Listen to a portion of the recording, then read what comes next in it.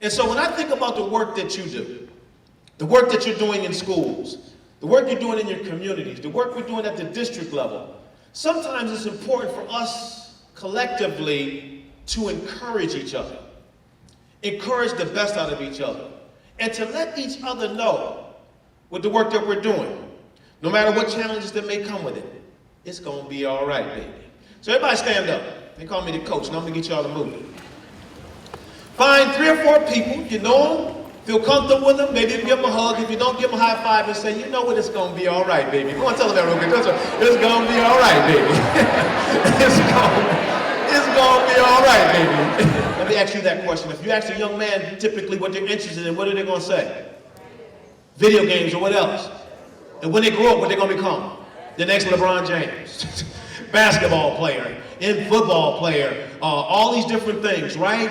You know why they say, do you know why they say that? Because that's all they know. So we got to expose them. So through passion mapping, what we have them do is we have them look at their passion. Let's say sports. We don't run from sports. We put sports in the middle and we say to them in their maps, guess what? Sports is not just basketball player. Sports could be sports commentator. Sports can be sports announcer. Sports can be coach. Sports can be a lot of things. Don't just look at one thing. I said sports can be sports agent. And boy, when you start talking about that and you tell them how much agents make, then everybody wants to become a sports agent. And here's a statement about community synergy with team. This is an acronym for team that you may want to think about, and that is this: totally exceptional attitudes meshing.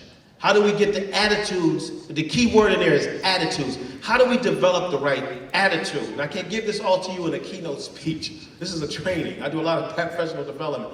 You need a lot of time to go into this. But when I'm training, we go deep into attitudes. What is the prevailing attitude within our organization? What is the prevailing attitude within our parent involvement? How are we communicating with one another as far as the outcomes that we want to achieve? You see, and I said to my team, I said, listen, if we come together on the same page, there's nothing that's going to stop us. So I had 2 words that our organization operated by. The first word is the word perception. And this is why we had to think about our perception. Because a person, or you can put organization in there, or organization's perception will ultimately become their reality.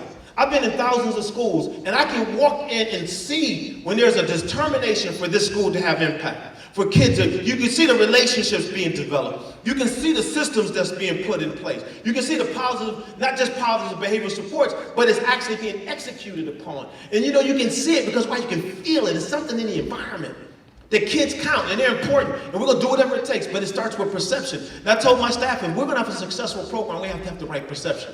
Passion is the fuel. Please write this down. Come tell you this is good. Passion is the fuel that lights the fire of all creativity.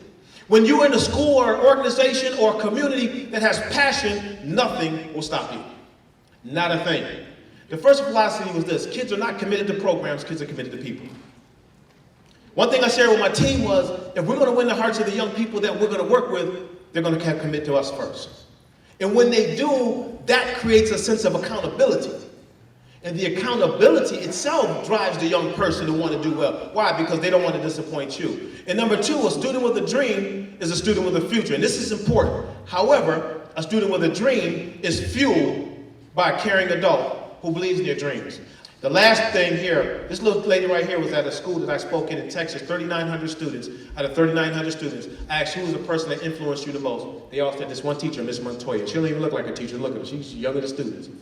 But then the key, I said, Miss Montoya, what is it that you do to help these kids? How do 3,900 kids call your name out as the one person that influences? She said, Coach, I can't go by a kid without saying something to him. I got to put my hand on and say, how's it going? How's your day? How are you doing? Are you pursuing that goal? You said you want to go to college. She said, it's hard for me to even go make copies because I'm always communicating with the kids.